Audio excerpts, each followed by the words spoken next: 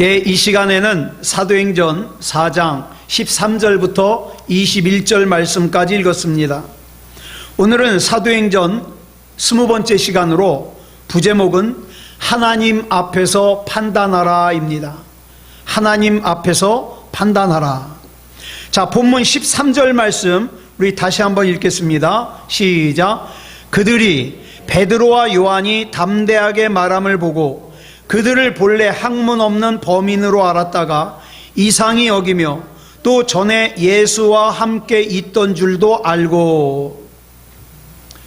유대교 최고 지도자들은 자신들이 신성모독죄로 덮어씌우고 십자가에 못 박아 죽인 예수가 다시 부활했다고 하면서 그 부활한 예수가 안진뱅이를 고쳤다고 떠드는 두 사도를 협박을 해가지고 다시는 예수에 대한 얘기를 꺼내지도 못하게 하기 위해서 산헤드린 법정에 세웠습니다. 그런데 이 산헤드린 의회 의원들에 비해서 무식하기 짝이 없고 학교 문턱에도 가보지 못했던 이 두 사도가 얼마나 논리적으로 대답을 잘하는지, 이 두 사도의 답변이 끝나자 이 산헤드린 의회 의원들은 더 이상 두 사도를 비난할 말을 찾을 수가 없는 거예요. 오늘 본문을 보면 그 첫 번째 이유를 유대교 최고 지도자들이 두 사도가 전에 예수와 함께 있던 줄을 알았기 때문이라고 이렇게 말씀하고 있어요. 이것은 유대교 최고 지도자들이 두 사도가 과거에 예수님과 함께 다녔다는 사실을 알았다는 뜻이 아니에요. 그건 예전에도 알았어요. 그런데 무슨 뜻이냐면 무식한 줄로만 알았던 갈릴리 어부 출신의 두 사도가 상상을 초월할 정도로 정확하게 문제를 파악하고 있는 거예요. 또 파악하고 있는 문제에 대해서 정확하게 논리정연하게 자기 의사를 표현하고 있는 거예요. 게다가 그뿐만 아니죠. 이 무식한 줄만 알았던 두 사도가 하나님의 말씀까지도 정확하게 인용을 하는 걸 미루어서 이 산헤드린 의회 의원들은 이 두 사도가 함께 했다고 주장하는 예수가 어떤 존재인가를 짐작할 수 있는 거예요. 저 무식하기 짝이 없는 두 사도를 저렇게 논리적이고 저렇게 똑똑하게 인도할 수 있는 것은 하나님의 아들밖에 없거든요. 바꿔 말하면 이 두 사도의 언행으로 보아 그들이 주장하는 바대로 예수님이 부활했다는 것은 거짓말이라고 얘기할 수가 없더라 이 말이죠. 그러나 두 사도가 예전에 예수와 함께 있었다는 그것만이 이 두 사도가 산헤드린 의회 의원이 그렇게 생각하는 이유라면, 아니 예수님도 죽였잖아요. 예수님도 죽인 이 사람들이 까짓 거 예수님의 제자 둘 더 못 죽이겠습니까? 무슨 수를 써서든지 두 사도에게 죄를 덮어씌우고 죽였을 거예요. 그런데 이 산헤드린 의회의 의원들이 그렇게 할 수 없는 또 다른 결정적인 이유가 있어요. 그게 뭐냐 하면 병 나은 사람이 베드로와 요한과 함께 있는 거예요. 여기서 병 나은 사람이 누구겠습니까? 두말할 것도 없이 예수님의 이름으로 치유받은 성전 미문 앞에 있던 안진뱅이에요. 이 사람이 베드로와 요한과 같이 산헤드린 의회 그 공회에 있다 이 말이에요. 그런데 자 보세요. 이 산헤드린 의회에서 이 거린 안진뱅이까지 피고로 부르지 않았어요. 이 사람은 안 와도 돼요. 그런데도 이 안진뱅이였던 사람이 자발적으로 그 법정에 출석해가지고 두 사도 곁에 같이 섰어요. 이건 참으로 중요한 의미를 가지고 있습니다. 이 거린의 입장에서 한번 생각해 보자고요. 평생 구걸하던 이 안진뱅이 거린이 베드로를 통해서 자기를 찾아오신 예수 그리스도를 만나고 예수 그리스도 이름으로 걷게 되었어요. 이제 안진뱅이 생활을 청산하게 되었어요.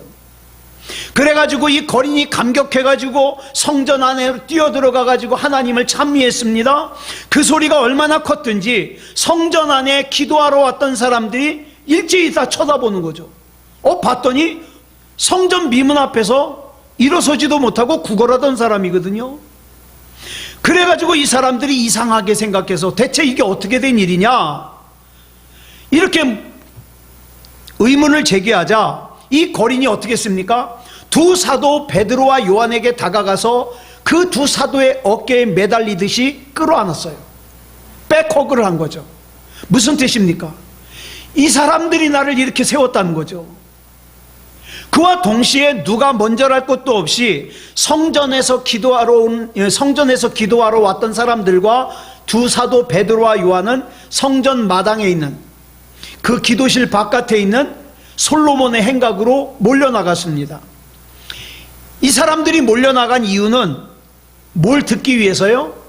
도대체 어떻게 해서 저 안진뱅이가 걷게 되었는지 자초지정을 듣기 위해서고요.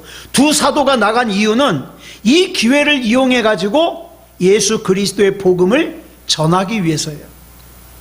두 사도는 솔로몬의 행각에서 유대인들이 못 박아 죽인 예수 그리스도를 하나님께서 다시 살리시고 부활하신 예수 그리스도께서 안진뱅이를 치유해 주셨으며 누구든지 예수 그리스도께로 돌아서기만 하면 죄도 사함을 받을 수 있고 새 생명을 얻을 수 있다고 설교했습니다.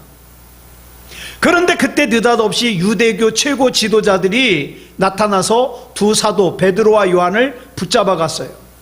그리고 감옥에 가두었습니다. 붙잡아간 이유가 뭐죠? 사도행전 4장 2절에 보면 누구든지 예수가 부활했다고 가르치는 자들은 싫어해요. 그래서 붙잡아간 거예요. 그런데 단지 그 이유만으로 이 두 사도 베드로와 요한이 구금되었다면, 갇혔다면 두 사도가 부활하신 예수 그리스도에 의해서 치유함을 받았다고 증언한 이 거린, 성전 미문 앞에서 구걸하던 이 거린은 더더욱 무사할 수가 없죠. 자, 만약 두 사도가 예수 부활을 이유로 인해서 해를 당한다면 그 해는, 자 보세요, 가장 큰 혜택을 누가 입었어요? 안진뱅이가 입었어요. 안진뱅이였다가 고침을 받았잖아요. 그러니까 당연히 이 거린에게 해가 미치지 않겠습니까? 그렇다면 이 거린 입장에서 보자고요. 바보가 아닌 다음에야, 누가 오라고 한 것도 아닌데, 반드시 참석하라는 것도 아닌데 두 사도를 잡아 가둔 유대교 최고 지도자들 앞에 얼씬도 하지 말아야죠. 왜? 자기에게까지 불똥 튀면 어떡할 거예요? 이제는 두 발로 걷게 되었으니까 안진뱅이로서의 삶을 청산하고 이제부터는 내가 살 궁리를 해야 되잖아요. 그럼에도 불구하고 이 거린은 이튿날 사내들인 법정으로 갔습니다. 그리고 아무도 뒤에 몰래 숨어서 본 게 아니라 당당하게 두 사도 곁에 같이 섰습니다. 이것은 이런 뜻이죠. 만약에 이 두 사도가 그들이 전한 예수 그리스도의 부활로 인해서 해를 당한다면 나 또한 역시 기꺼이 두 사도와 함께 해를 당할 것이다, 이런 의지예요. 그러니까 숨지 않고 베드로와 요한 옆에 같이 섰다 이 말이에요. 여러분, 요즘에 예수 믿는 사람들은요 어떻습니까? 예수 그리스도와 함께 해 받는 것을 싫어해요. 온통 뭐에만 관심이 있습니까? 어떻게든지 예수 그리스도 이름을 이용해서 잘 살고 편한 것에만 관심이 있지, 내가 예수 그리스도 때문에 자존심을 상한다든가 손해를 본다든가 어려움 당하는 거 싫어해요. 만약에 이 거린의 입장이라면 다 도망가 버려요. 예? 내가 고침받은 건 고침받은 거고, 내가 뭐 구태여 내가 일부러 그 사지에 찾아갈 필요가 있냐 이 말이죠. 그러나 이 거린은 누구의 강압이나 권유에 의해서가 아니라 전적으로 자발적으로 베드로와 요한 곁에 섰습니다. 자, 어떻게 이럴 수 있었을까요? 여기 중요한 이유가 있습니다. 이 거린이 안진뱅이 상태로부터 단지 육체적으로만 치유를 받은 것이라면 그 사내들인 의회 안 가요. 그런데 이 거린은 육체만 치료를 받은 게 아니라 어떻습니까? 영적으로도 구원받아서 예수 그리스도의 영원한 생명에 속한 사람이 되었어요. 그러니까 저 베드로와 요한 저 두 사도가 있는 곳에 나도 있고, 그곳에는 누구도 함께 계신다? 예수 그리스도께서도 함께 계신다. 이걸 믿는다는 증거였죠. 다시 말해서 그것은 두 사도와 거린이 과거에만 함께 있었던 것이 아니라 지금 역시도 예수 그리스도와 함께 있다는 증거예요. 여러분, 우리가 살면서 보면 예수 그리스도와 함께 있는 사람과 그렇지 못한 사람은 표시가 납니다. 달라요. 인간의 삶은요, 두 가지로 이루어져 있어요. 하나는 취하는 거, 가지는 거. 하나는 버리는 거. 그래서 사람들은 어떻게 합니까? 자기에게 조금이라도 유익이 되거나 가치가 된다, 가치가 있다 생각되면 어떻게 합니까? 더 가까워지기 위해서 안달이 나요. 그러다가 자기에게 아무런 도움도 되지 않으면, 아무런 유익이 되지 않으면, 아니 오히려 짐스러우면 어떻게 합니까? 미련 없이 돌아서 버립니다. 그런데 문제는 우리 삶 속에서 하나님과 연결되지 않은 사람은요, 절대로 버려서는 안 되는 것을 너무 쉽게 버려요. 예? 그리고 절대로 가지면 안 되는 것을 갖다가 너무 쉽게 가지는 그런 어리석음을 범하고 있다는 거죠. 여러분 아마 이 영화 보신 분들 많을 거예요. 2001년도에 곽경택이라는 감독이 감독한 영화죠. 친구. 저는 평소에도요, 이렇게 범죄 현장 나오고 이런 거, 깡패 나오고 이런 거 별로 안 좋아해요.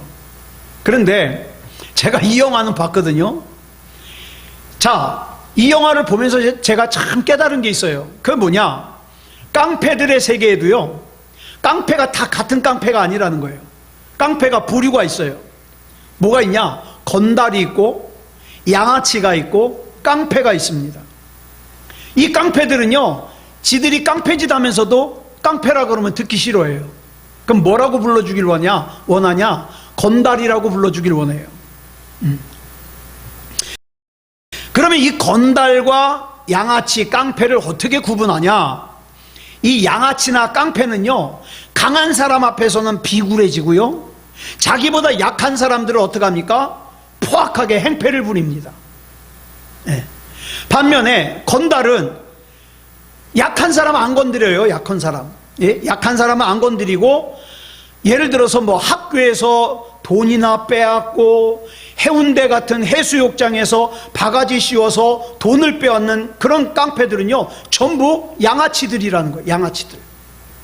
이것이 바로 친구라는 영화에서 유호성이라는 이 배우가 말하는 건달의 정의예요. 그런데 이 영화에서 유호성과 장동건이 친구인데, 이 장동건은 양아치과에 속하는 깡패로서요, 자기 야망을 위해서 친구를 배신합니다. 그런데 유호성은 건달이에요. 그리고 자기가 건달이라는 걸 굉장히 자랑스러워합니다.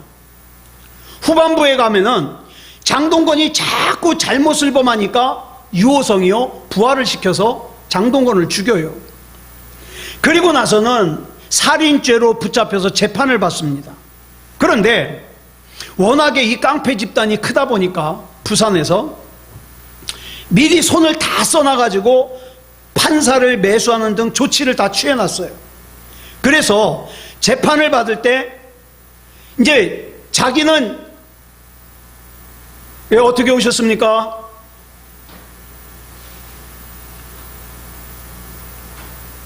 네. 그래서 재판을 받을 때 자기는 그런 일을 한 적이 없다고 부인하기만 하면 풀려날 수가 있어요. 그런데 이 재판장의 판사가 이제 물어보거든요. 유호성에게 당신이 죽이라고 시켰습니까? 라고 물으니까 유호성이 네 라고 대답합니다.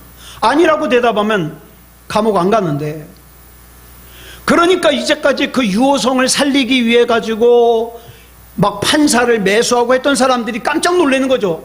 아니라고 대답만 하면 되는데. 그래서 결국 사형 선고를 받아요. 친구 하나가 안타까워가지고 유호성을 찾아가서 묻습니다. 왜 그랬어? 아니라고 한마디만 했으면 살았을 텐데 도대체 너 왜 그랬어? 그러니까 유호성이 이렇게 대답해요. 건달이 쪽팔리면 안 되잖아. 저는요, 이 내용 이 영화 내용 별로 볼 것도 없어요. 그런데 이 대사가 참 남아있어요. 아직도 남아있어요. 이 말의 뜻이 뭡니까? 내가 친구를 죽게 한 것이 맞는데 비굴하게 살기 위해서 거짓말에서 빠져나오기 싫다 이 말이에요. 왜? 난 건달이잖아. 난 깡패도 아니고 양아치도 아니고 건달이기 때문에. 저와 여러분은요, 이 대사를 좀 기억했으면 좋겠어요. 정말 저는 이 대사가 지금까지도 제 마음에 남아 있습니다. 깡패짓을 하는 건달도 자기 자존심을 가지고 쪽팔리지 않게 살려고 그렇게 노력하고 몸부림을 친다면, 여러분, 예수 믿는다는 우리가 쪽팔리게 살면 안 되잖아요. 하나님의 자녀가 비굴하게 살면 안 되잖아요. 조금만 필요하면 예수님을 찾았다가 필요가 없으면 예수님을 떠나면 안 되잖아요. 안 되잖아요. 자, 지금 정치, 종교, 사법의 기능을 전담하고 있는 최고의 법원이에요. 사내들인 의회가. 이 사내들인 의회의 의원은 총 71명으로 구성되어 있습니다.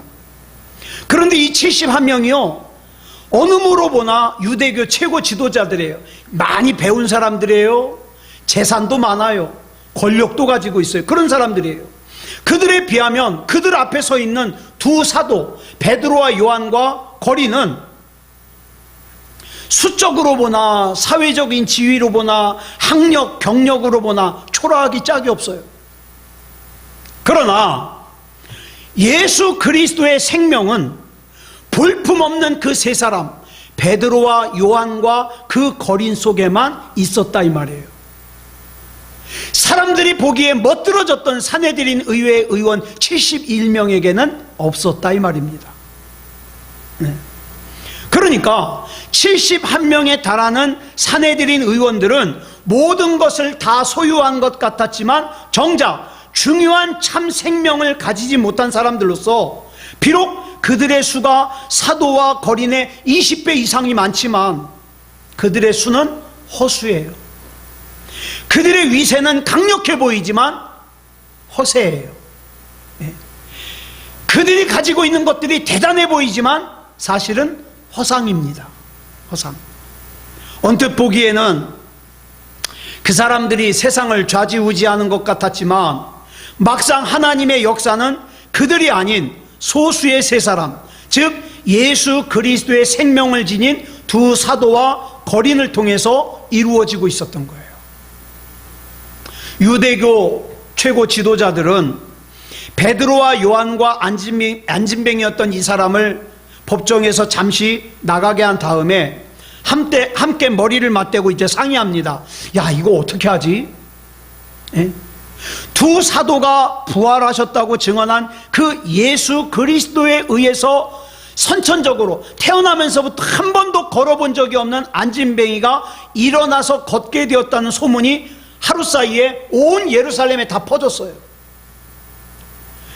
그리고 두 사도를 소환해가지고 신문한 유대교의 최고 지도자들이 그 베드로와 요한으로부터 설명을 듣는데 베드로와 요한이 얼마나 논리적으로 잘 설명을 하는지 반박을 할 수가 없어요. 그렇다면 여러분 한번 생각해 보자고요. 상황이 이렇게 됐으면 유대교 최고 지도자들이 할 수 있는 건 뭐예요? 한 가지밖에 없어요. 두 사도를 함부로 구금하고 법정으로 소환해서 피고로 다룬 것에 대해서 정중하게 사과하는 겁니다. 그런데 이들이 내린 결정을 보면 전혀 엉뚱하기 짝이 없는 결정을 내렸어요. 자, 본문 17절부터 18절까지 보겠습니다. 시작. 이것이 민간에 더 퍼지지 못하게 그들을 위협하여 이후에는 이 이름으로 아무에게도 말하지 말게 하자 하고 그들을 불러 경고하여 도무지 예수의 이름으로 말하지도 말고 가르치지도 말라 하니. 자, 최고의 학식과 경륜을 자랑하는 유대교 최고 지도자들이 머리를 맞대고 찾아낸 방책이라는 것이 뭐냐? 고작 두 사도를 협박해서 내보내자 이거예요. 그런데 여러분, 아까도 말씀드렸습니다마는 발 없는 말이 천리 간다잖아요. 부활하신 예수 그리스도께서 나면서 한 번도 걸어본 적이 없는 선천성 안진뱅이를 치유하셔서 일으켜 세웠다는 소문이 온 이스라엘에 다 퍼졌어요. 온 예루살렘에 다 퍼졌어요. 자, 그렇다면 이 유대교 이 지도자들이 단지 두 사도 베드로와 요한을 협박하는 것만으로는 이 소문을 잠재울 수가 없어요.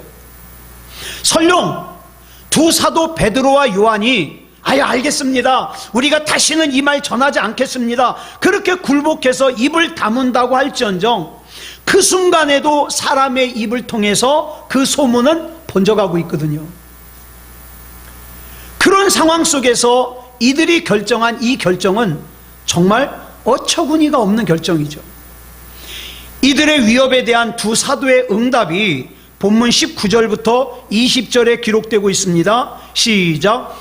베드로와 요한이 대답하여 이르되 하나님 앞에서 너희의 말을 듣는 것이 하나님의 말씀을 듣는 것보다 옳은가 판단하라. 우리는 보고 들은 것을 말하지 아니할 수 없다 하니. 베드로와 요한은 유대교 최고 지도자들을 향해서 자, 우리가 너희들의 잘못된 위협에 굴복하는 것과 하나님의 말씀을 듣는 것 중에 어느 쪽이 옳은지 너희가 한번 판단해봐라, 이렇게 질문을 하죠. 그렇다면 이 최고 지도자들은 두 사도를 위협해가지고 예수님의 이름을 거론하지 못하게 하려던 자신들의 그 생각을, 어리석은 생각을 지금에라도 돌이켜서 우리가 잘못했다고 용서하라고 그렇게 해야 마땅하거든요. 그런데 본문 21절을 보면 정반대의 사실을 기록하고 있어요. 같이 읽겠습니다. 시작.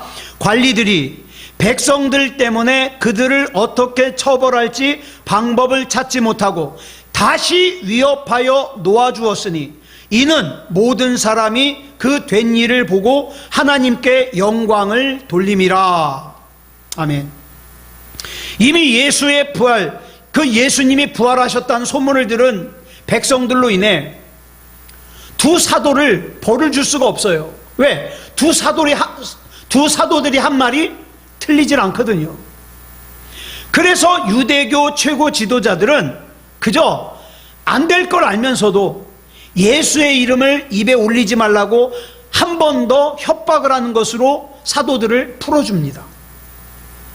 자, 하나님의 말씀을 신봉하는 이 베드로와 요한 두 사도에게 이 유대교 최고 지도자들의 협박이 통하지 않을 거라는 것은 유대교 지도자들도 알고 두 사도도 알고 다 알고 있어요. 그럼에도 불구하고 이렇게 일을 정리합니다. 얼마나 어리석습니까? 예. 그날 그 자리에서 베드로와 요한만 하나님의 말씀을 믿는 사람이 아니었어요. 여러분, 하나님의 말씀에 관해서는 겉으로 보기에는 베드로와 요한보다 누가 더 잘할까요? 대제사장을 비롯한 유대교 최고 지도자들이 더 잘 알죠. 성경 내용 더 잘 알죠. 그들은 하는 일이 뭡니까? 하나님의 말씀을 전하는 일이에요. 하나님의 말씀을 자신들의 업으로 삼은, 한마디로 말해서 하나님의 말씀 전문가들이에요. 그들에 비한다면 무식한 갈릴리 어부 출신인 두 사도 베드로와 요한은 그들 앞에서 하나님의 말씀을 얘기한다는 자체가 뭡니까? 불도저 앞에서 삽질하는 거죠. 번데기 앞에서 주름 잡는 거죠. 그럼에도 불구하고 어떻게 그 베드로와 요한이 너희의 말을 듣는 것이 하나님의 말씀을 듣는 것보다 옳은가 판단하라, 이렇게 얘기할 수 있었을까요? 또 이 베드로의 지적을 듣고 두 사도를 다시 위협하는 어리석음을 되풀이했던 이 유대교 최고 지도자들에 비해 아무것도 내세울 게 없는, 무식하고 가진 것 없고 정말 아무것도 내세울 것 없는 이 두 사도 베드로와 요한은 어떻게 그 유대교 최고 지도자들의 위협에 굴하지 않을 수 있었을까요? 유대교 최고 지도자들이 이 어리석은 행동을 반복한 것은, 그들은 하나님의 말씀 앞에서 자기 자신과 하나님께서 자신에게 맡겨주신 권세를 객관적으로 판단하지 않았어요. 여러분, 중요한 말씀이에요. 우리가 하나님의 말씀을 읽습니다. 하나님의 말씀을 듣습니다. 그럴 때 우리에게 굉장히 중요한 게 뭐냐면 그 하나님의 말씀을 객관적으로 받아들여야 돼요. 예. 그런데 이 산헤드린 의회의 최고위원들은 자기의 권세와 자기의 기득권 중심으로 하나님의 말씀을 들어가지고 이 하나님의 말씀을 어떻게 사용합니까? 자기의 것을 지키는 데만 사용해요. 자기의 삶을 돌아보아서 회개하는 데는 사용하지 않아요. 그저 자기의 것을 지키는데. 예. 예를 들면 이런 거죠. 전 목사잖아요. 목사한테 잘못하면 벌 받는다? 뭐 이런 식으로 말씀을 껴맞추는 거예요. 짜맞추는 거예요. 그러면서 어떻게 합니까? 나는 그 말씀 앞에서 전혀 회개할 마음도 없어요. 그저 하나님의 말씀을 다 내 욕심을 이루는 일에 사용하는 거예요. 잘못됐다 이 말입니다. 그러다 보니까 하나님께서 자기에게 주신 것이 어떻게 합니까? 거기에 갇혀버려요. 여러분, 하나님께서 자기에게 성경 지식을 주셨으면 그 성경 지식을 통하여서 하나님의 뜻을 잘 아는 데 사용해야 되는데 잘못된 데 사용하니까 그 성경 지식이 전혀 영적으로 도움이 되질 않아요. 네. 자기의 어떤 신앙생활의 경력이 전혀 자기에게 도움이 되질 않아요. 한마디로 말해서 이 유대교의 최고 지도자들은 그냥 종교업자예요. 그걸 이용해 가지고 돈 벌어먹는 종교업자. 진짜 신앙인이 아니라는 거죠. 반면에 베드로와 요한이 당시 나는 새도 떨어뜨린다는 막강한 권세를 가지고 있는 유대교 최고 지도자들의 위협에 전혀 굴하지 않을 수 있었던 이유는, 이 베드로와 요한은 하나님의 말씀 앞에서 자기 자신과 아울러서 저 산헤드린 의회의 의원들을 갖다가 객관적으로 봤어요. 객관적으로 보니까 뭐가 보입니까? 무식한 갈릴리 어부 출신인 자기나 산헤드린 의회 의원석에 앉아있는 저 유대교 최고 지도자들이나 하나님 앞에서 죽을 수밖에 없는 죄인이라는 건 다 똑같더라. 그러니까 주눅들 필요가 없죠. 보잘것없는 미물에 불과하더라. 그러니까 주눅들 필요 없죠. 오히려 하나님께서 약속하셨던 메시아이신 예수 그리스도를 부정하고 있는 저 유대교 최고 지도자들, 심지어는 그 예수님을 십자가에 못 박아 죽인 유대교 최고 지도자들은 어찌 보면 하나님 말씀 앞에서 나보다, 무식하기 짝이 없는 나보다 더 미련한 사람들이다. 왜? 하나님의 아들을 죽였잖아요. 그래서 두 사도는 너희의 말을 듣는 것이 하나님의 말씀을 듣는 것보다 옳은가 판단하라고 오히려 그들을 질타할 수 있었습니다. 우리에게 이게 중요해요. 말씀 앞에서 나를 객관화하는 거예요. 응? 네. 사람들은 그러죠. 팔은 안으로 접힌다고 내 죄는 큰 것도 별것 아닌 것으로 생각해요. 그러나 다른 사람의 죄는 작은 것도 어떻게 해요? 크게 확대를 합니다. 그러면 안 돼요. 하나님 앞에서 나는 하나님이 아니면 죽을 수밖에 없는 죄인이에요. 그래서 나는 우리 주님의 이름을 늘 불러도 부족해요. 나를 객관화하는 거예요. 이렇게 하나님의 말씀 앞에서 자기를 객관화할 줄 알았던 베드로와 요한이야말로 진짜 신앙인이라고 할 수 있는 거예요. 참된 그리스도인이라고 할 수 있는 거예요. 여러분, 지금 이 세상에는요, 참 잘난 그리스도인들이 너무 많아요. 잘난 그리스도인들이 너무 많아요. 그런데 진짜 잘나면 괜찮은데 마치 유대교 최고 지도자들처럼 하나님의 말씀의 잣대를 갖다가 자기한테는 안 되고 다른 사람들에게만 들이대는 그런 사람들이 많다 이 말이에요. 여러분, 이런 사람들이 회개하겠습니까? 하나님을 무서워하겠습니까? 안 하죠. 네. 그런데 베드로와 요한은 안 그래요. 하나님의 말씀 앞에서 그 말씀의 잣대로 자기를 보니까 그 사내들인 의회의 의원들을 두려워할 이유가 없는 거예요. 그러니 그들을 통해서 주님께서 인류의 역사를 새롭게 하시는 것은 조금도 이상한 일이 아니죠. 사랑하는 여러분, 매일매일 하나님의 말씀에 나 자신을 비춰보자고요. 그래서 회개할 것이 보이면 주저없이 회개해야 돼요. 예. 아니, 나중에 시간 되면 회개하지. 아니요. 여러분, 그 나중이라는 시간은 내 것이 안 될 수도 있어요. 나는 지금 하나님의 이름을 불러야 돼요. 회개할 것이 있으면 지금 회개해야 돼요. 하나님 앞에 가까이 지금 가야 돼요. 왜? 지금 이 시간만이 내 거기 때문에. 지금 이 시간만이. 오늘 하나님 앞에서의 저와 여러분 어떻습니까? 하나님의 말씀 앞에서 나를 객관적으로 보고 있습니까? 자, 그러면 하나님 말씀 앞에서 나를 객관적으로 보는 사람들의 특징이 있어요. 그게 뭡니까? 나라는 존재는 하나님이 아니면 안 되는 존재라는 것을 알아요. 그래서 늘 하나님을 찾습니다. 하나님을 부릅니다. 아무쪼록 하나님 안에서 믿음다운 믿음으로 사는, 그래서 하나님 앞에서 판단하고 하나님 말씀 앞에서 판단하되 객관적으로 하나님,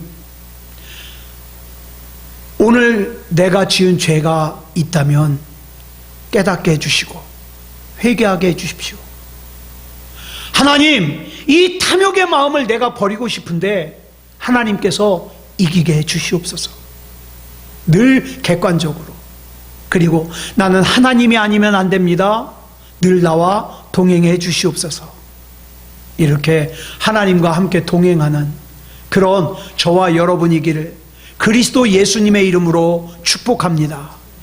기도하겠습니다. 사랑의 아버지 하나님, 감사합니다. 하나님의 은혜 가운데 인도하여 주셔서 이 시간 하나님의 말씀을 나눌 수 있음을 감사합니다. 사랑의 아버지 하나님, 하나님의 말씀을 지식으로만 채워두지 말게 하시고 이 말씀 앞에 나를 객관적으로 세워 회개할 것은 회개하게 하시고 하나님 앞에 내려놓을 것은 내려놓게 하시고 나는 하나님이 아니면 안 되는 존재라는 것을 알게 해주시고 그렇게 살게 해 주시옵소서. 사랑의 아버지 하나님, 우리 하나님의 은혜 가운데 붙잡아 주실 줄 믿습니다. 인도해 주실 줄 믿습니다. 하나님 앞에서 믿음다운 믿음이게 하시고 그리스도인다운 그리스도인이게 해 주시옵소서. 모든 것을 우리 주님 앞에 맡겨드리오며 그리스도 예수님의 이름으로 간절히 기도드렸사옵나이다. 아멘.